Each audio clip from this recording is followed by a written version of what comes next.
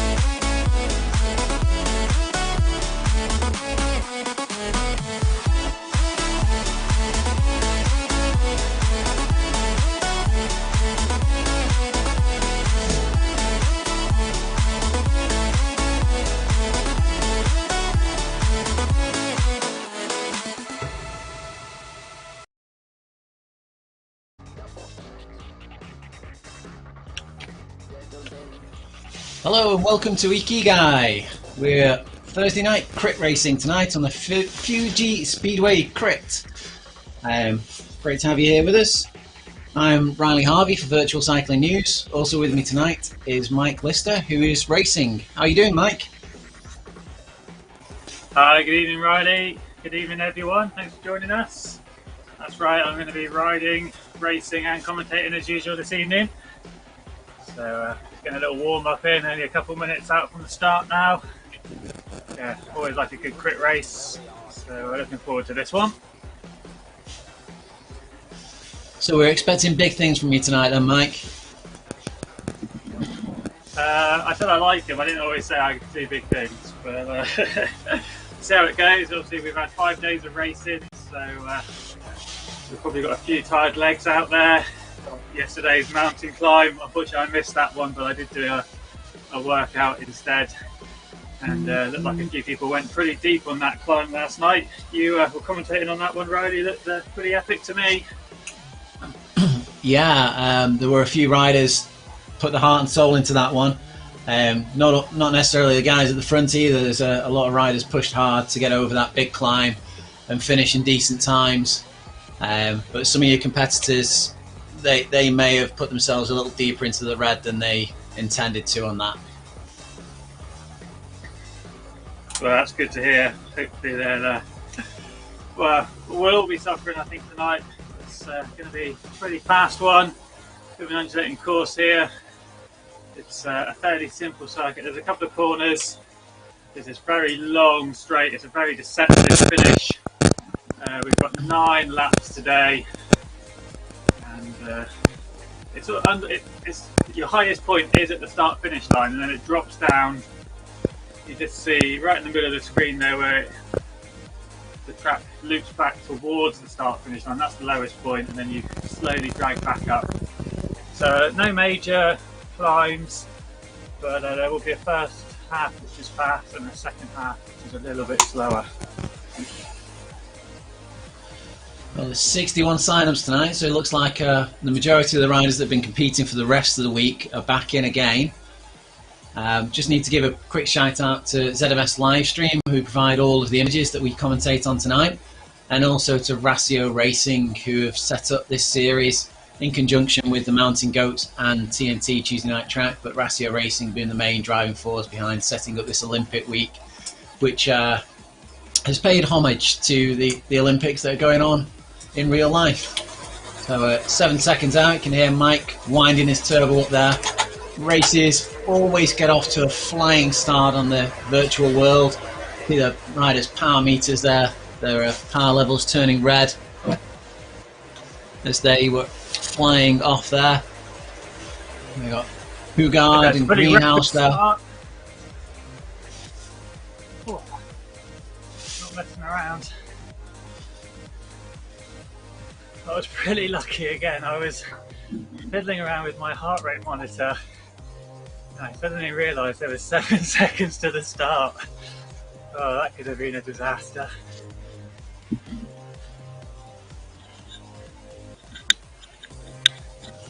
Just into the first of those sharp corners.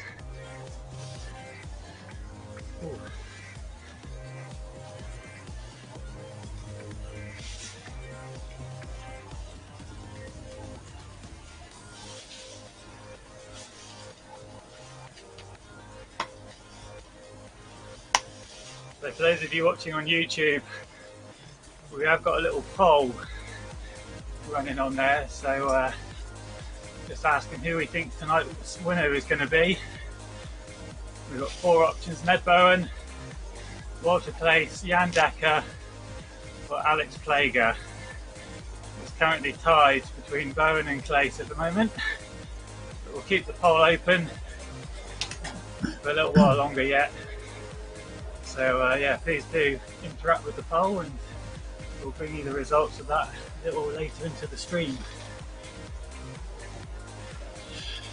So I was watching the race last night and commentating on it, and sort of Fleming back was, he took it particularly easy last night. I don't know whether that was due to any other issues or whether he had problems, but yeah, he was pretty far back on the finishing and took the whole race fairly steadily. So he might be one to watch tonight. I'm not sure if Heiderdam is here. He's been putting in some big performances. Very solid engine. We saw him doing really well on the time trial. And I think he won the climb last night, is that right? Yeah, that's right. He did. It was, I think it was Hodges that went off the front at the beginning and opened up a substantial lead, and then Heiderdam just gradually reeled him in.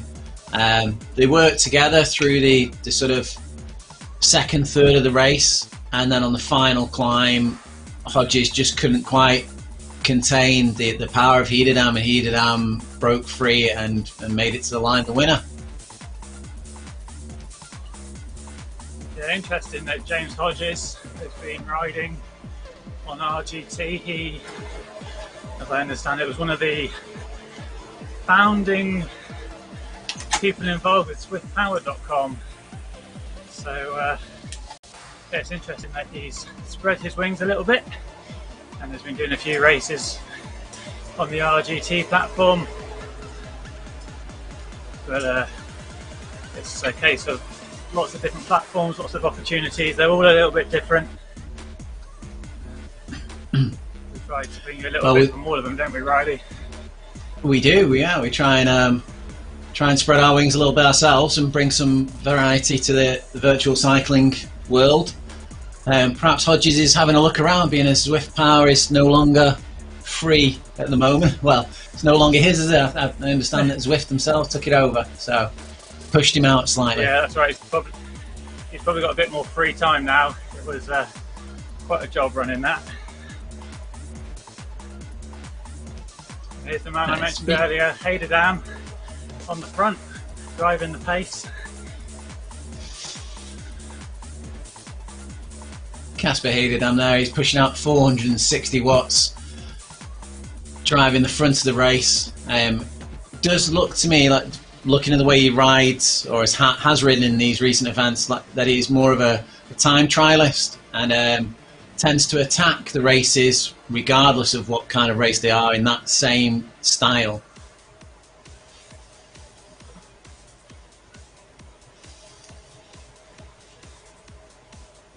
Well, there's a long way to go yet. We're just coming round onto the start and finish line, and you can see, like, you'll see it's quite a long way from that last bend up to the actual finish line itself. If you saw any of the time trial events yesterday live from the Olympics, you would have seen that last drag. It seemed to go on forever. It's looking like we've got a front group here of around about 33 riders. Then there's an isolated rider on the road before it drops back to a group of about 3 riders. It contains John By the Way there. This is quite a large group going off at the front here. I'd be interested to see when some of the lesser powered riders, not quite as accomplished riders in this front group, start dropping off, how many laps they can make it round. We've got 35.6 kilometres left to go. Looking at the names that are flashing up here, a lot of these riders in this front group are strong riders and are good at this type of format, able to go with the ebb and flow of the kind of crit racing style. And with the drafting dynamic on RGT, there is an opportunity for some of those less punchy riders to get involved in the pack, sit in the pack, and really benefit from some draft saving. We don't have any big climbs, so you're not going to see riders getting spit out every time we hit a big climb. That's not going to happen. We've got a fast descent here. We take that corner, speed's getting up to 60 kilometers per hour, just under 40 miles per hour, and it continues to dip down before then rising back up slowly at 1.5% gradient. We just briefly were focusing in on Tom Gates there. You could see Tom Gates in his drift kit. It looked like he had 3 or 4 of his teammates in this group with him as well. It's nice to be able to have teammates with you. They can mark any attacks that go off the front, and they can also just sit on the front of the group and slow things down a little bit if you're making an attack. Later bridge across to you if you time it right. Yeah, we've seen that recently with the Ratchet Racing riders really working as a team to good effect, sending riders up the road, letting others chase on, and then their teammates counter-attacking. So we'll see. Oh, as I mentioned that, is that Nick Green all making an attack, or is he just coming through from the back of the pack? He's kept his power on.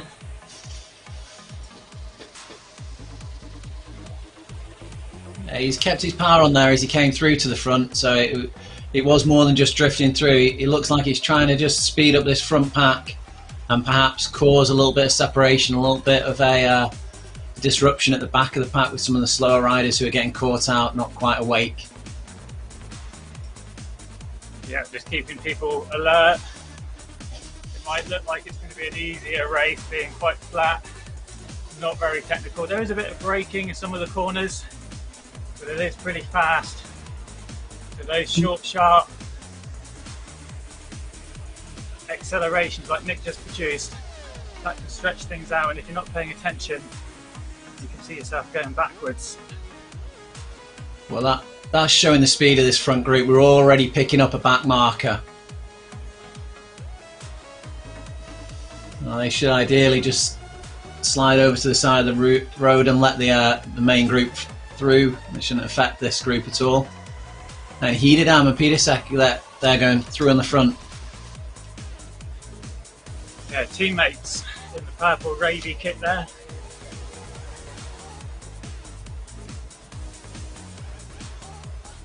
Both racing for the CKD team.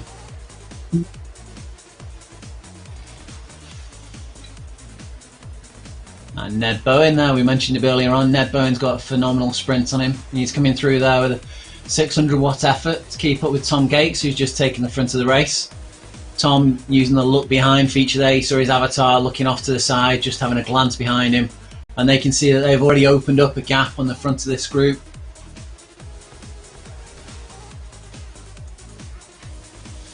Yeah, those two have gone off the front. The other riders, 4 or 5 of them have now been caught. It's a long way out for 2 riders to be off the front.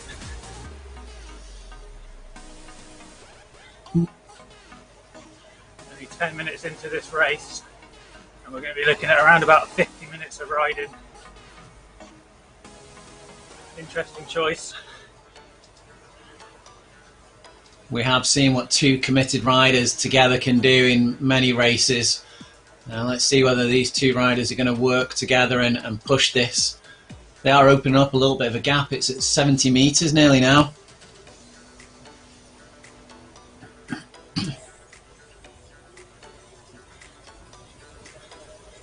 Ned's powering away on the front there at 5 watts per kilogram. Tom's sitting into his draft and enjoying all the benefits. He's only having to push 3.5 watts per kilogram there to keep up. And Ned's deep into the red level there, keeping that power on, keeping driving forward. The gap's not increasing though, it's still at 65 metres now. Coming up a little climb. Tom's pushed through onto the front. I would say Ned is one of the favourites for this race. He's very good at timing his sprint. He's got a powerful sprint. We've seen it in the West London VR races. They're taking place every other Wednesday. And Ned's had a couple of wins this season already. And they're very competitive races, so if you can get 2 or 3 wins, then it really does show you know your stuff. So it's just slightly surprising to see him going off the front at this early stage. But maybe he's going early, so then if it does come back together, he's got some time to recover ahead of a final sprint. Softening the pack, maybe. Yeah, exactly.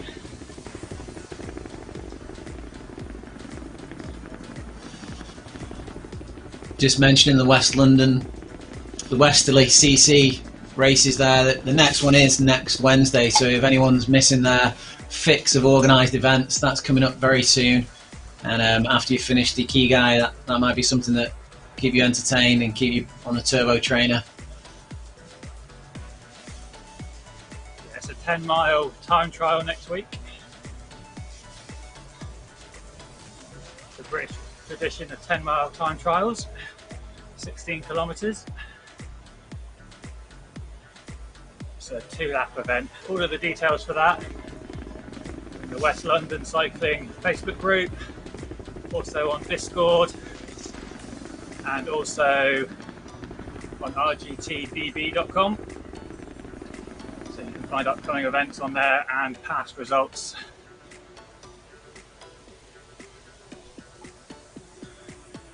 And just if you are watching us on YouTube, you can like and subscribe to the channel, and likewise with Facebook, you can like and follow. And if you're on the Facebook page, if you send us through a message, it'll come up on the screen and we can interact with you. We can let you know what's going on in the race.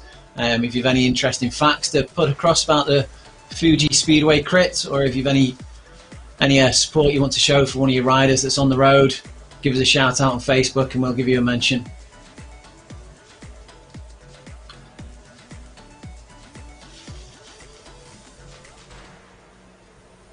So those front two, Ned and Tom, have been brought back together. Yeah, don't seem too disappointed about that, but they did seem to enjoy their time off the front. You see now we're pretty much at the lowest point of the circuit on the right hand side there. You see that little bank, that goes back up to the start line.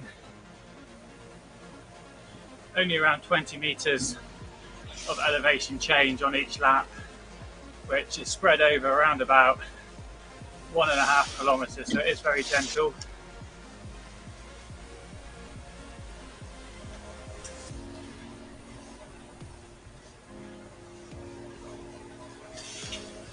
Fleming back there going off the front with a little bit of an effort. As I mentioned, Fleming back was in the race last night, but he didn't seem to be putting in his full power in that race. Don't know whether he'd had a niggling injury or whether he'd just been knocked out of the group earlier on and decided to roll it home. But Fleming back's a very powerful rider, very capable rider, and if he stays in this front group, he'd be an interesting one to watch, as he's had possibly a slightly easier day yesterday than a lot of these riders have had.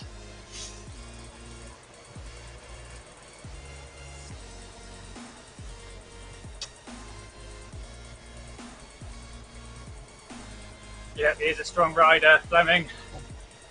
I'm not sure if he's just been outdoors quite a bit recently. I will say he does seem a little bit off the boil from what we are used to from him performance-wise. Maybe just a little bit out of practice on RGT. But always got to keep an eye on him. He's a good tactical rider, smart rider,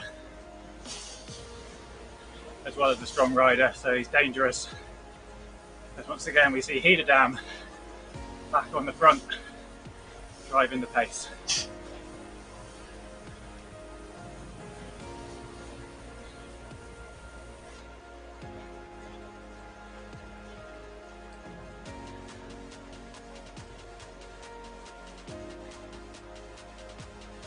Jan van der Linden now on the front, Team Dirt teammate. Team Dirt with the in-game kit there.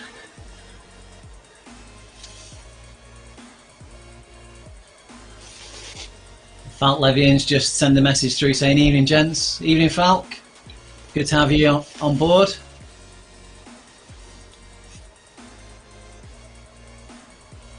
Back there I think we might be a third or fourth group on the road there with Poniatowski and Bennett.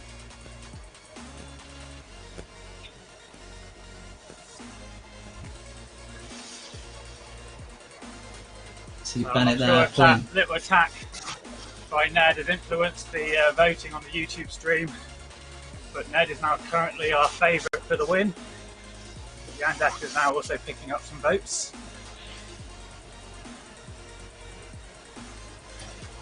Well, just looked up Tom Gates there in the RGT database, and he's got a podium first in the BRT Criterium League, the T2 Area Series.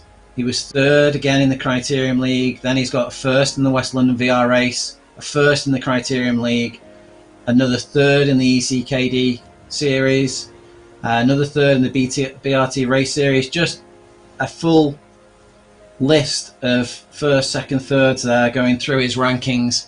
So perhaps Tom Gates has got a little bit of danger man there to be watching as well. Too many people that have got a chance in this front group at the moment. It needs to be thinned out. It depends where your strengths are. If you're a good sprinter, then maybe you back yourself in a group of 30. But if you're not quite the strongest sprinter, then yeah, you definitely need to be maybe trying to shake it up and try and drop a couple of these riders out the back before they have a chance to accelerate for the line in the dying stages of the race. Still 26 kilometers to go, 3 laps down, 6 to go. It's going pretty fast, feels fast. It is a fast race. You're averaging about 50 kilometers per hour there. Falk was just mentioning that Hederdam is treating every race like a TT, and I tend to agree. He's perhaps not making the most benefit of the drafting that's available for him, but you know, it worked for him yesterday. Perhaps it'll work for him again today. Not quite as much draft benefit available on those 20% gradients on the Makuni Pass yesterday. Certainly there's a good draft saving available today. It really is noticeable on RGT compared to some other platforms. You are able to slightly ease up, slightly recover, save some energy.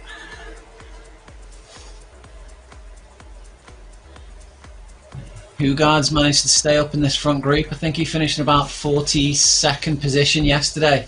Been doing quite well throughout the whole series.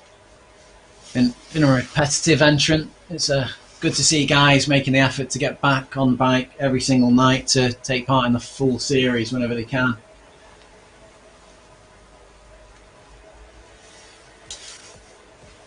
So there is an individual GC competition from the 5 days of racing. Jan Decker has been collating those scores, and those results are available on the Discord channel. As Robon flies off the front and keeps the power on there, he's at 6 watts per kilogram off the front there. 400 watts, keeping the power on and dragging some of the riders out of the front of that group with him. Akin back there, seeing him take off the front and pushing.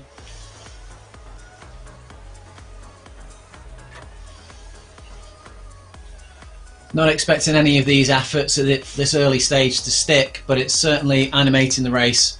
And when you've got a team with a number of riders in the group like Racio Racing have, it's interesting to see they can sacrifice a few riders to push other riders out the back and just thin the group down, so it leaves them with their protected rider left in the group. He's only got a few left to beat when it comes to the end of it. Now we got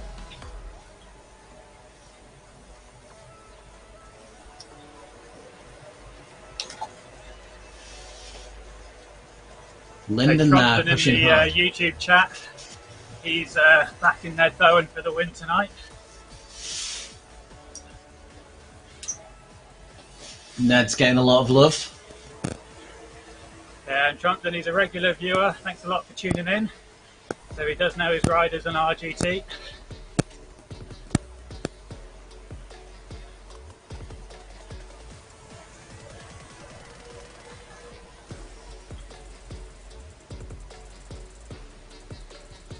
We've got Hep Snave Ander there asking on the Facebook who would be a potential outsider tonight. That's difficult to say, Heb. I think a lot of these riders that are in the front group are still strong riders, and they're still sort of, I wouldn't say they're outsiders, any of them. They've been performing pretty well in all of these competitions. So the outsider for me at the moment would be Hidadam.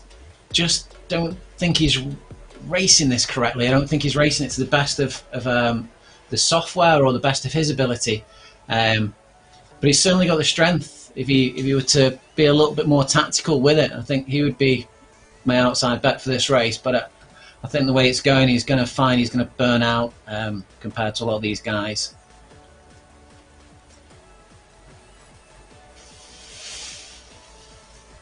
I think John Samu as well. He's a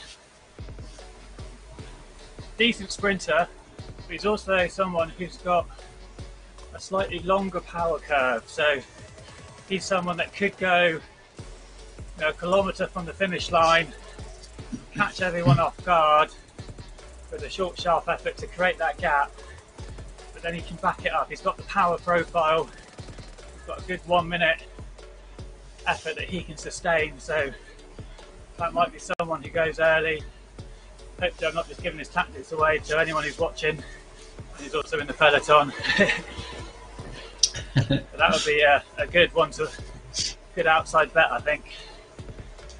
Well, I'm going to say no on that one, because I'm looking back on Jason Samu, and I've just pulled him up on RGT, and he's already raced this evening and he came first, so presumably he had to put a bit of an effort in that race. So I wonder whether he's able to do back-to-back efforts of that sort of magnitude. I know he's a strong rider, but compared to the guys who are only treating this as their one race of the night, I would struggle to see him winning this one as well. All I'm hearing is he's on a hot streak of form. That's the positive way of looking at it, yeah. Camera's just zoomed in on Skovskar there, as Skovskar's been quite a decent rider throughout this series. Not quite up there, but he's been around. He's not been on the podiums, but he's been around the podiums, been good positions.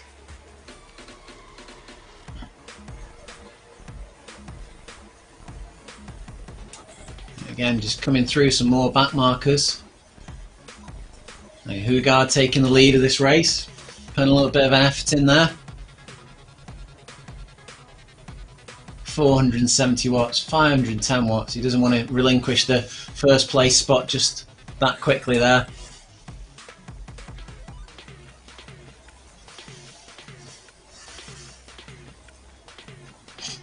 That was quite nice, gave us a chance to tuck in behind him there.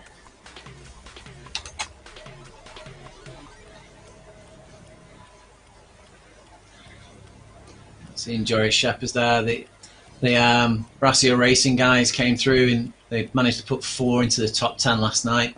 They came through as a little unit, worked with each other to bring each other through in that top 10 positions, and then had a little battle out between themselves in the last sort of 2 kilometres when they were sure of the positions that were secured. Yep, they're doing very well in the team GC and the individual GC competition. I think they currently have the top 3 in the individual competition.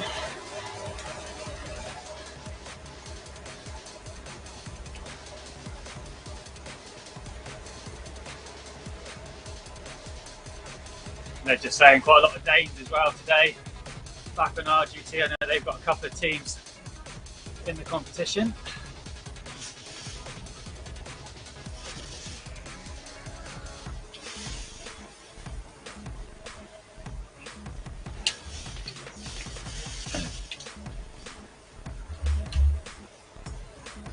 The speeds there around about 43 kilometers per hour. Back with Gems there in 46th and Fat Bunny up in 45th.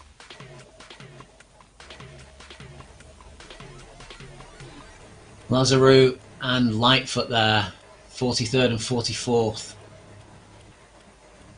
Looks like Lazarou is trying to catch up with the pack there. He's putting an effort in, but obviously they're on different laps.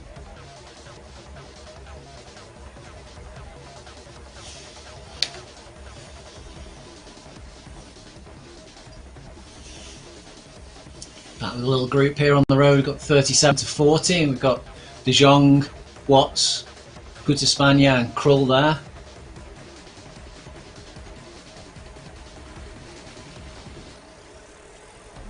And the next group on the road, we've got John By the Way, Worthington, Fistool, and just in front of them you've got Bennett, 31st position, and another rider with Bennett there.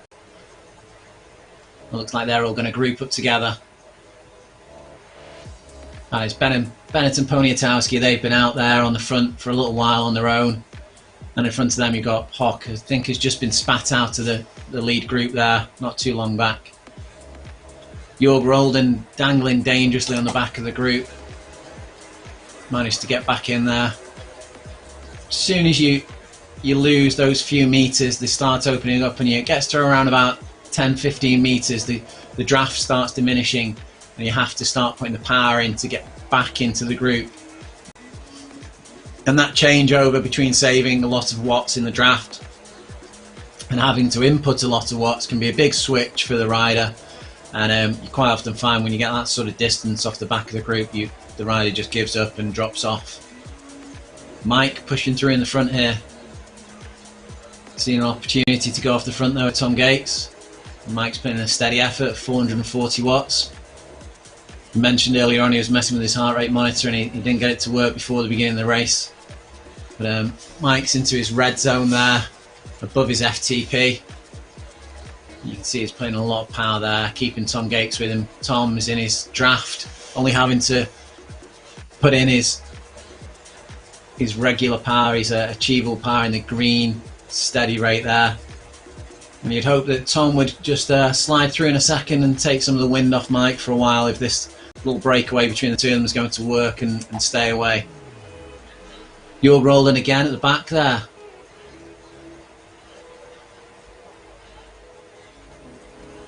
Yeah, Hepe is asking on the Facebook there, is it likely to come down to a sprint between the peloton? I think we're going to see some of the peloton diminishing somewhat. There's some of these riders that are just now starting to dangle off the back. We've got attacks going off the front, and we've got the peloton speeding up to try and catch those attacks, which are pushing some of the riders into danger at the back. You can see Jorg Rolden here on a couple of occasions here, and I think this might be the last time the elastic is going to snap. And you see Jorg's just relaxed a little bit there. Oh, he's putting in a final blast to see if he can get himself back into the draft here, but I do think he's too far behind, and he's just going to lose contact with that group and drop back to the next group on the road. He knows he's on camera. Yeah, he knows he's got his 15 seconds of fame. He's trying to make it back on. He is powering hard here.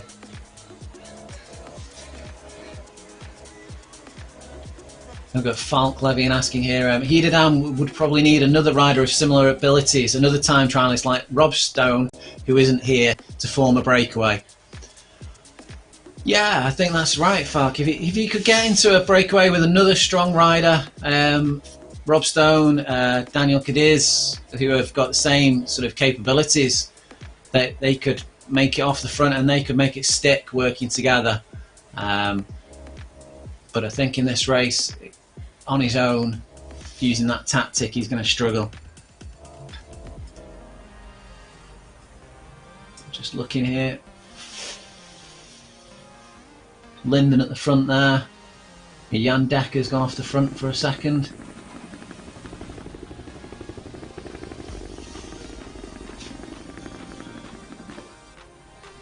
So we've gone down from around about 33 in the group before. So I think we're into the 20s now. Just trying to have a count of the number in this pack. 27, so we've lost 8 riders. Got Rob Miller just having a push on the front there. It's only 16.3 kilometres left to go to the finish line, just dropping down to 16.2. Average speeds of around about 41 so far. That's a nice 10-minute time trial then. 10-mile time trial, sorry. It'll be more than 10 minutes. Are you suggesting that Hidedam does push through to the front and go for it then? If he wants to drag the rest of the group with him, he can be my guest. That is always the danger when you're doing that. When you're doing the ride on the front, you've got to think about who you are pulling around with you.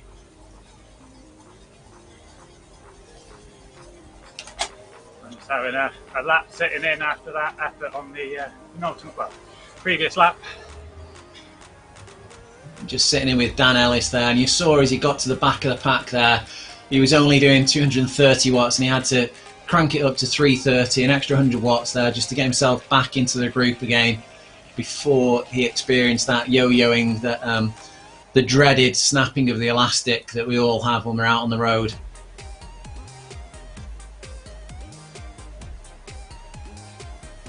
Christian Brandt. There's a few riders just discussing tactics on the in-game chat. So it's open, everyone can see it who's in the race, but people are just making a few comments about some of the attacks that have gone, predicting a few other attempts that might be yet to come. So yeah, interesting that it's an open forum like that and people are just discussing tactics. Shows that what we thought might be a simple race is going to be anything but. Perhaps they're well aware it's an open format and a little bit of double bluffing's going on there, Mike. Yeah, maybe I should be telling them I'm going to sprint now for 60 kilometres an hour for the next 10 minutes. See if anybody buys it. It's achievable for you, Mike. Well, we have got that road that comes down off of Everest, so maybe I could do it on that one.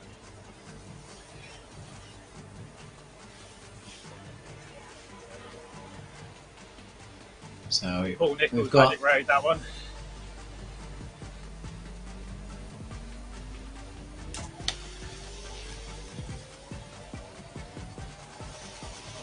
Ellis just moving up on the outside there to take the lead for a moment.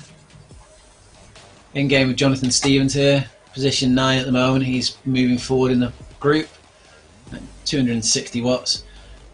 Just worth mentioning, you probably saw there Stevens' power just blinking red briefly, and you can collide with riders in front, so to stop you doing that, the game automatically brakes you slightly. It just reduces your power slightly, so you have to watch for that. If you're not going to power past the rider, if you're not going to drive and go past the rider, you need to just ease off on the power slightly, otherwise it's going to brake you regardless.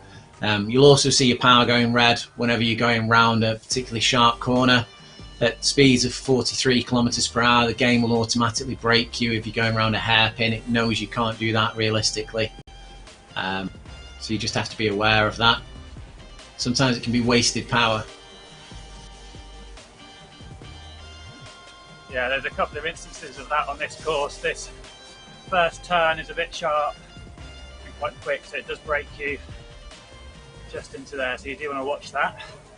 And in the middle section as well, there's a couple of corners because of the speeds where we are just being slightly braked.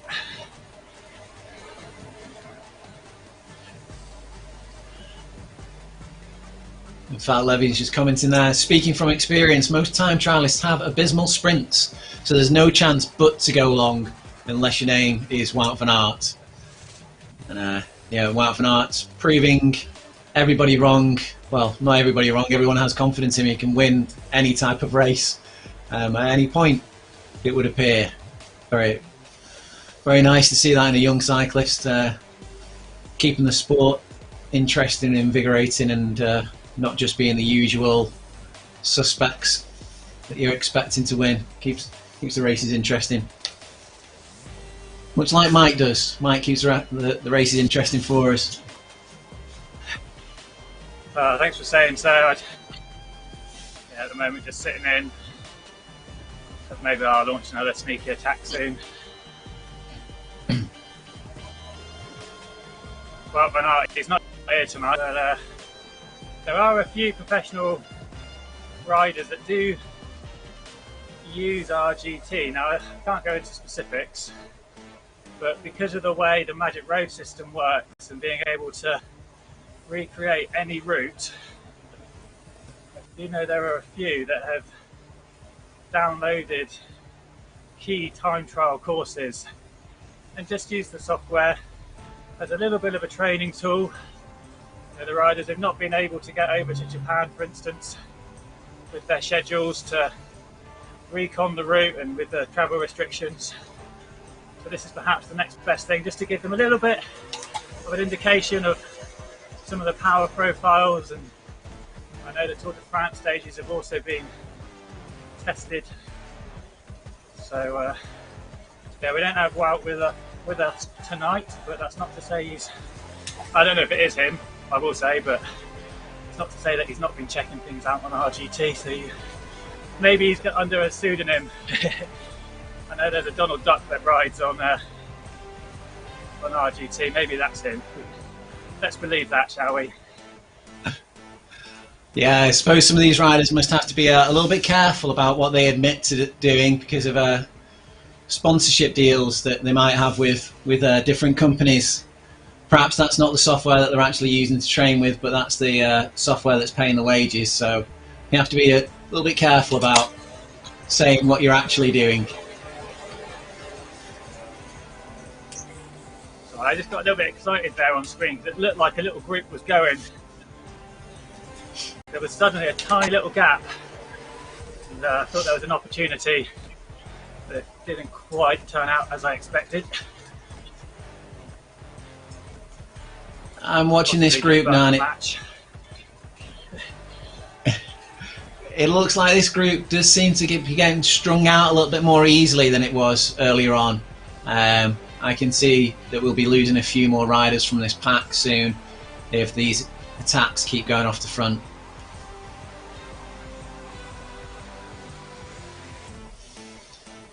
Yeah, we're back with the groups further down. Oh, let's look at those groups and we'll come back to me, Riley.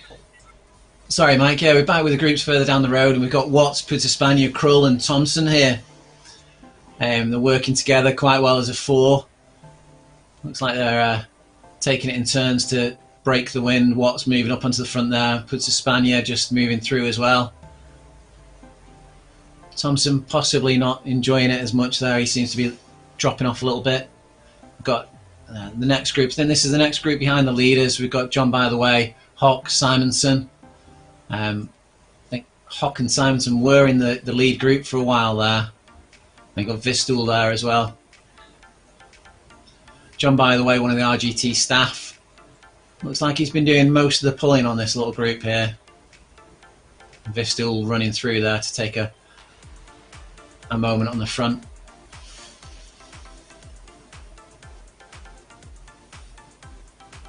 Hock in 29th position there. Group. The OTR Bennett. rider. Yeah, I was just going to mention he's for OTR, yeah.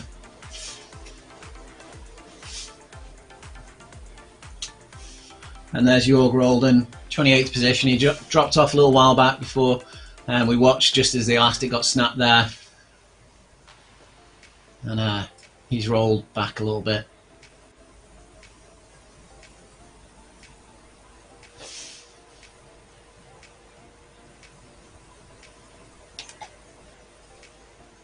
We're on the back of the lead group here. Hansen. I think we've got all the same suspects in the group. I don't think we've lost anyone else yet. No, not that I've seen. But what I was just going to mention earlier is that although the draft is a little bit easier in this group, the course itself is quite challenging because it's fairly level. It's such a gentle gradient. There's no real long sections where you can just really ease off and get a little breather. I think there's another comment just come in, Riley. Yeah, it's from Hep Snaver Ander. I need to practice my names. I feel like Mike Lister should have a place on the podium for just being able to speak at 6 watts per kilogram. Bloody impressive. I agree with you, Hep. I think the same thing every week. That's very kind. If I could just, jump on the podium now, that would be nice. I'll just get rid of the last 9k and just stop as we approach the banner. I'll take third. I'll let the others fight it out for the top two. But yeah, thanks for all your comments. Yep, you've been pretty active in the chat, asking lots of questions. Great to see, and we appreciate you watching and following.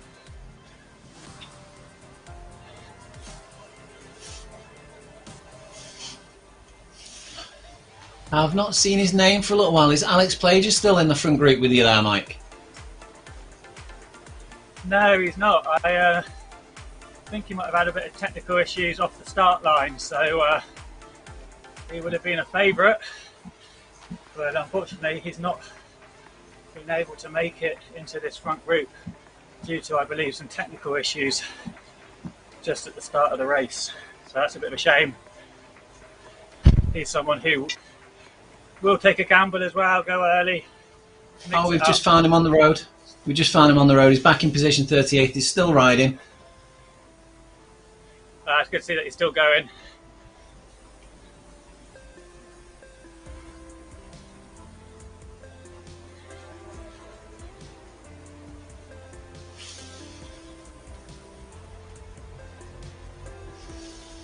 We're on the penultimate lap now, lap 8 of 9. Done 32 kilometres, 8 kilometres to go, so 80% of the race down.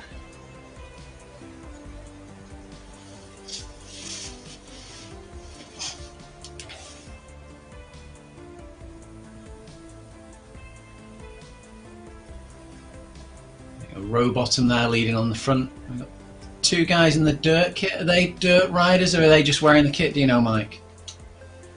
Well, one of those is me. I managed to get it out of the wash. Feeling a nice fresh kit for tonight.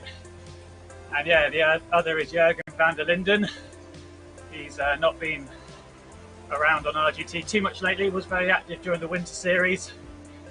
A strong rider through the Tour de Monde event, the 2-week-long stage race back in January. So good to see him back, giving me a little bit of teammate support this evening.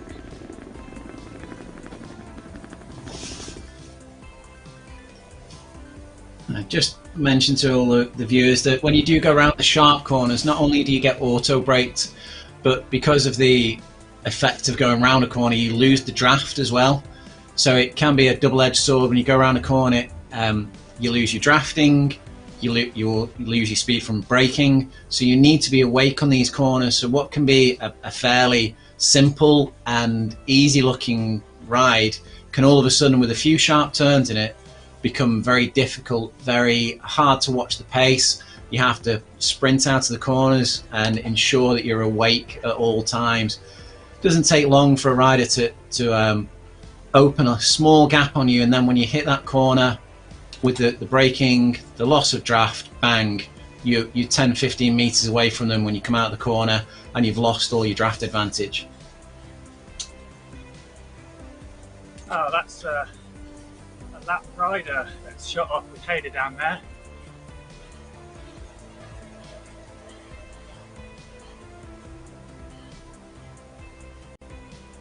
Now let's hope that they don't interfere with the racing too much. Yeah, it can be confusing when you're passing riders on a course like this. I think sometimes the lap riders don't quite understand that they've been lapped and they should just let the lead group through and not be involved.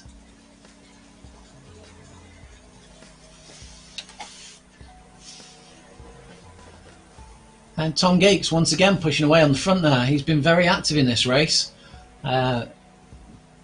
Pushing a lot on the front, taking a lot of the wind for the group, and he's just opening up a little bit of a gap again there.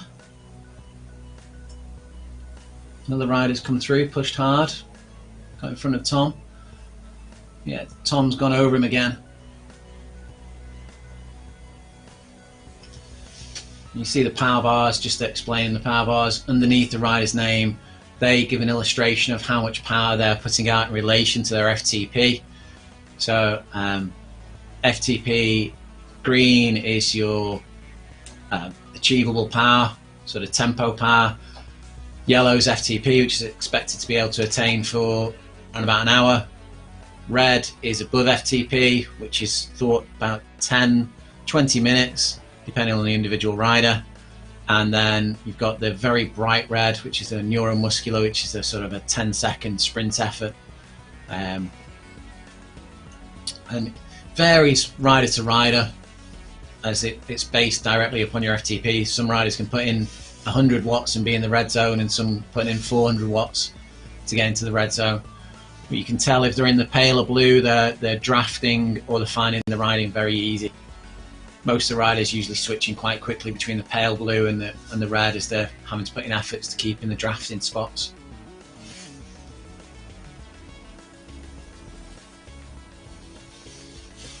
Classic example there is Jan Dekker. He's come through, he's just put in a little bit of an effort to push through to the front, and probably overshot slightly and immediately dropped the power back off, and now he's able to just maintain a position using around about 200 watts of power in his blue zone.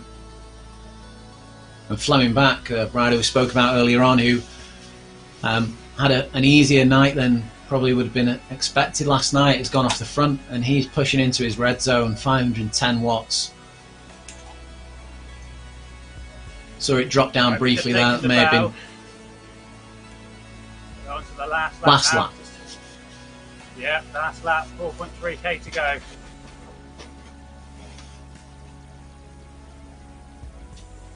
Looking at 5 to 6 minutes for this final lap. We've been averaging about 6 minutes a lap.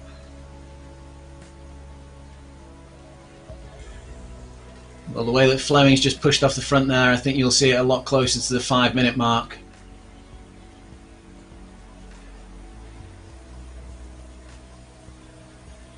It's given us a carrot to chase, or a rabbit to chase. So Fleming Back deep into the red zone. 2 rabbits to chase.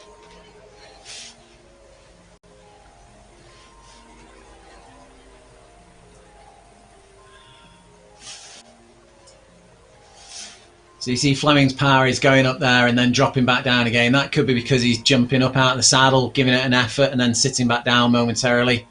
Could also be because he's doing gear changes, but I think it's more likely that he's doing standing efforts. The software is quite good now at measuring your cadence versus power, and being able to illustrate with your avatar of when it knows you're out of the saddle. Quite good to see that. Fleming's just eased up on the power there. I don't know if he's burnt himself out too soon. That might have been a move that he discussed earlier on with one of his teammates, just to animate the race at that point. And we see the peloton closing in on him. They're going to absorb in and go flying past. And Hansen's on the front momentarily before one of the Rossio Racing guys takes it up. That's Nick Greenhalgh on the front now. He's not pushing though. Got Hock in the group there. I think Hock had dropped off the group briefly before. Hock's in position 30th. I don't know whether he's been picked up as a lap rider now. Just a momentary pause. 2.5k to go. We're at the bottom of the dip. About to start hitting the drag. Back to the start line. I'm going to have to focus and stop commentating. I'll hand over to you, Riley, for these closing stages. No problem. We see Heiderdam there. Seeing that there's only 2.3 kilometres left to go, Heiderdam has taken the front. Nick Greenhalgh is moving up through the pack towards him. And Heiderdam is pushing hard on the front there. He's got 2 lap riders with him. I don't know whether he knows that they're lapped. You've got Mike Lister as well, pushing up there. He's seen the risk there from Heiderdam going early. Jansen's the front of the group there, and the peloton's picking them back up again. But Mike is on the front, pushing hard up this hill.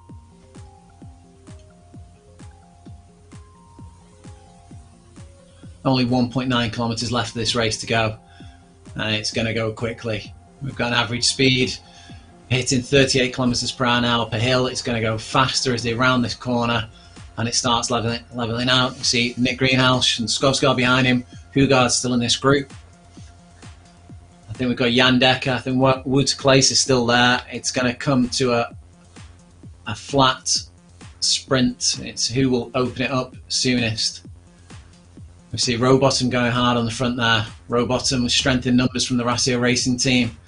He knows he's got riders with him. He's pulling Nick Greenhalgh along. Nick Greenhalgh just sat up on the front there. allowing Rowbottom a moment's respite. Rowbottom is allowed to open the gap slightly. I think that's Plager, Jan Dekker, Joris Shepherd's coming up alongside. It's still a tightly packed group as Joris Shepherd puts an effort in on the front there. He's run off the front. Ned Bowen's following him. He's not risking it, not letting him go. Joris Shepherd's still putting the power down, and Bowen's into his draft. Bowen's got a fantastic sprint, and I don't think Shepherd's will stand a chance if they get close to the line here. You can see Mike Lister coming up on him. Mike Lister coming up on Ned Bowen there, and Shepherd's around the outside, and it seems to have steadied a little bit now. Only 930 metres left to go as Hederdam takes the front once again. Hederdam's been taking a lot of the wind in this race, but I think at this moment in time he's going to be the lead out man for one of these big sprinters that are going to come through any second now. Greenhouse winding it up. Lister's there in a good position. Hederdam, 720 metres to go. Greenhouse moves onto his wheel. Greenhouse and Hederdam out of the front of this race. Woods Clace making his name there, moving forward, but I think he's gone a little bit too soon there. Clace is just going to be marking everyone else, so it's Hansen on the front.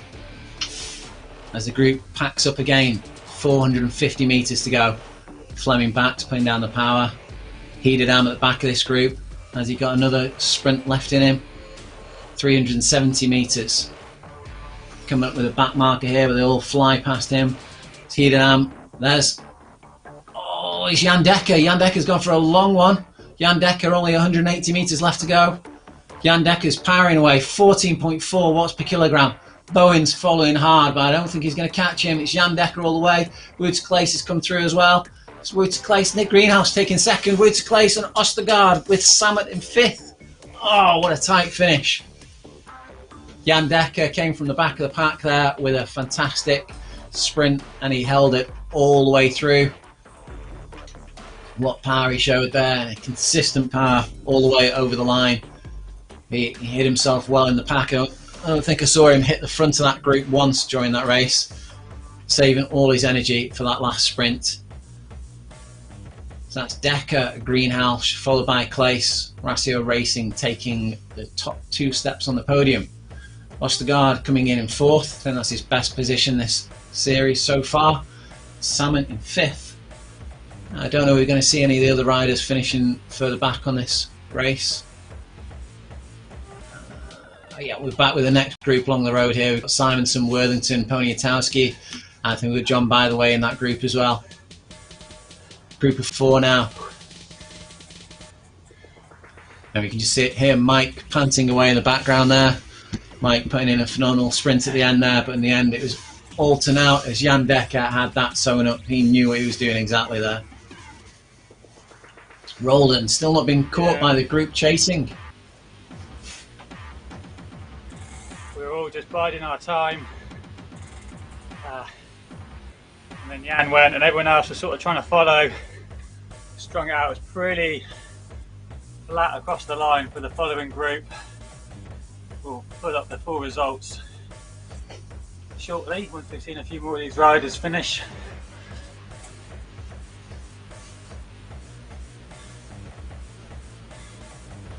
Got Plage here in 28th position. It was phenomenally fast at the end there. Just the whole race kind of flew by.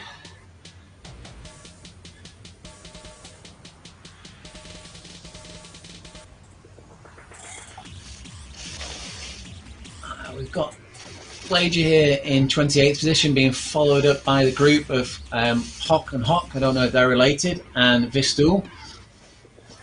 And then we've got behind them on the road, we've got John By the Way, Poniatowski, and De Jong. I would expect the three riders working together here to pick up Plager, but Plager is probably a better rider than his placing denotes at this moment in time. Plager having a technical near the beginning of this race that put him further back than we would have expected him to be placed. Hock and Hock there in the same jersey, presumably teammates, both Norwegians. And Vistul there in the drift kit, also from Norway. And they can see Plager around the distance. Run through the top 10. before these guys come round, Riley. So we've got the top 10 there. Jan Dekker taking the win. Super efficient, look at that, 3.6 watts per kilo. Nick Greenall, his teammate, in second place. Walter Clace in third. So that's your top 3, and your chasing pack. But look at that, Jan winning by 1.4 seconds. That's a huge margin in the sprints. And it looks like Roldan here is just going to sew up 27th place. He managed to stay in the pack for, I think it was 7 laps before just dropping off. He built up a nice lead over the chasers. So well done to him. We'll do a full run down through the results. Roldan there getting us a little wave as he crossed the line. Good to see that he's watching the stream, I think. Just a little acknowledgement there.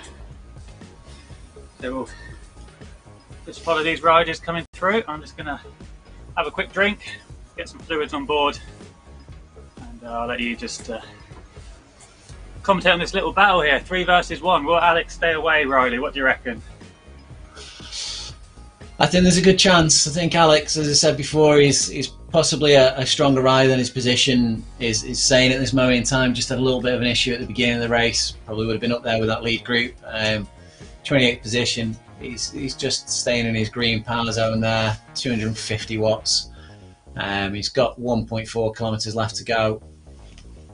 And the chasing group is now down to 2 riders as they've made the effort to bridge across to Plager. We've got Hock there and Vistul who's come through in. Hock again in position 31st. What's confusing me slightly earlier on with 2 Hocks being on the course, I didn't realise there were actually 2. And then Hock and Vistul have joined up with Plager there. Plager's just eased up totally on the power. So I might expect Plager to roll these 2 on the line. He's got a good sprint on him. I don't know if those 2 hogs are twins. Here's a little fact for you. The British Olympic team have got 8 sets of twins at the Tokyo Olympics. That's a record number of twins for the British team at an Olympic Games. So remember that for the pub quizzes when they get going again. You can see these riders now, positions 28 to 30, just coming up on Baggins here, who's in 41st position, but they're an entire lap ahead of him. It's has been that fast. A lot of the riders have been lapped on this race. Plager just playing his cards right here. He's just slipped in behind Vistul and Hock, and I think we'll see him use them as his lead-out men and fly past them for a big win on this line now.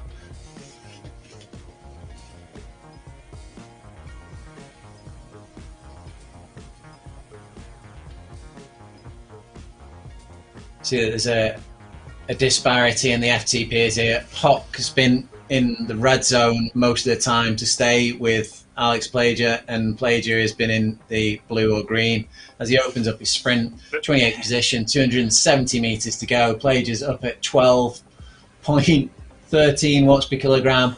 He's eased off slightly there, and you see Hock coming through here, 11.3 watts per kilogram. So yeah, boom, he launched it there, Alex. So a good response by Hock there, leaving Vistul behind. Good to see little battles like that all the way through the field. Everyone pushing the whole way. Yeah, it can often be more interesting to watch these battles a bit further down the field than it can to be to see the front one. A little bit more personal watching the little twos and throws of a group of 3 or 4 than watching a big mass sprint where you're not entirely sure who's going to get it at the end. It's just was a little different tonight with Jan timing it so well with his sprinting, going, knowing his power above everyone else's, and knowing he could go just that bit further and hold it. Yeah, he got a good slingshot through the draft, but it was pretty messy. There was people attacking early. It was very stop-start, and then eased off a bit with 500 to go. And Jan went. Everyone tried to respond, and everyone, I think, went a bit longer than they were used to. So had to dig deep. But yeah, when you've got like a group like this of 4 or 5, it can become a little bit more tactical, trying to get the wheel, compared to those larger groups where it's pretty much just all out for that last little bit. So here we got John, by the way, Simonsen, Poniatowski and Worthington into the last 500 metres. John, by the way, has been doing a lot pulling through. I think whenever we've seen this group, John, by the way, has been the one that's on the front. Simonsen has seen that the rider in front of him is just jumping forward to get that little bit of draft off them. And Worthington's come from the back of the pack. He's through and clear. If he can hold on to this power. John, by the way, seeing him, he's jumped up, trying to get onto the draft. Poniatowski's going to come round him. Take it. Oh, Poniatowski! Oh, fantastic. Poniatowski just takes Worthington, and John, by the way, is not quite fast enough. De Jong there, 36 positions, rolling through now. By the way, slamming the handlebars there, peaked on the line. Great to see such commitment from that group. You know, they're battling for 32nd place there, but none of them are willing to give an inch. All of them pushing right to the line. Fantastic stuff. And my man Adrian Bennett there, he's in 37th, so looks like he dropped off from that group. So I've lost my money on that one. Good job you're not a betting man, Mike. I think I lost some people some money this evening. We had a few people giving me a shout out, didn't we? Jeppe Anderson there saying I should be on the podium. I should have taken it when I had the chance. I think that's more of your ability to speak than your ability to race, though, Mike. De Jong rolling over the line there. 36th position. This evening, but yeah, big messy sprint. Difficult when you've got so many fast riders. You see it, you know, in the Tour de France and the Giro. You back people, and even then they still get out of position, get boxed in, and can finish down way down the pack. But here we go. Then here's our top 10, straight from RGTDB, our official timers. So in reverse order then, 10th place, there's me, Mike Lister, 53 minutes 54, just a little bit longer than what I predicted at the start. I said it'd be about 50 minutes. And that was 1.679 seconds behind our winner. But look how close it is. It was pretty tight up to Christian Brandt in 9th. My dirt teammate there, Jan van der Linden, good return to racing for him. Tom Gates, he was very animated throughout the race. In 7th place, Fleming back. We saw him attack at the start of the penultimate lap. He got a 100-metre lead off that peloton. Was caught with about 2 kilometres to go. So good recovery from him to get back into the pack. 3 watts per kilo though, some very efficient drafting from Fleming. Sorry, actually John Samu, 3.02. Some very efficient drafting from John. I did give him a bit of an outside chance.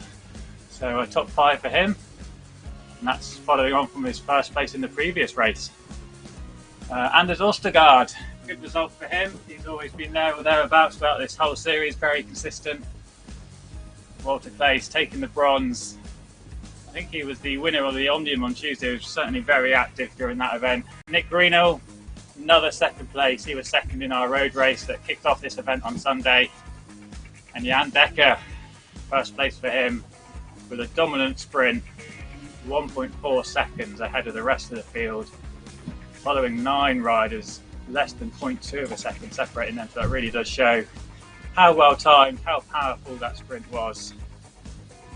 The rest of the results are all available on rgtdb.com. Go check out that website, and you'll be able to find the entire race results and all of the series information. There's a couple more events to come. And we've got the team time trial going on as well. And then there's the 105-kilometre road race coming up on Saturday afternoon UK time. So another fast and furious race, plenty of action. I'm going to sign off there. Thanks a lot, everyone. And I'm going to hand you over, as always, to Riley for his final thoughts and summing up of tonight's race. Cheers, Riley. Catch you all next time. Thanks, Mike. Speak to you soon. What great racing by Jan Dekker there. He's conserve his energy. He's hidden in the pack. He's used the draft to his advantage, and he used it to a massive advantage in the last sprint to overhaul the whole of the pack, come from the back, and go straight through to a massive win on the sprint. Fantastic racing there, and great to see the rest of the riders coming through in the battles further down the road. Sorry we couldn't cover all the riders coming through. We do only have a limited time that we can cover the racing for, but it's great to see everybody out on the road and everybody battling hard to win whatever position they can, and trying the best out on the road. You're always welcome in the RGT races, whatever your level. Come along and have a try. If you are watching on Facebook, if you can like and follow the page. On YouTube, if you can like and subscribe, and if you hit the notification button, then you'll get notification of any races that we're covering in the future. We're also pushing all this to estv.co, that's estv.co, which can be brought up on many of the native apps within the TVs or your Android streaming boxes. We look forward to catching you next time. Just a final thanks to ZMS Livestream for providing all the coverage, and for Brasio Racing for putting on this event. We'll see you next time for more Ikigai action.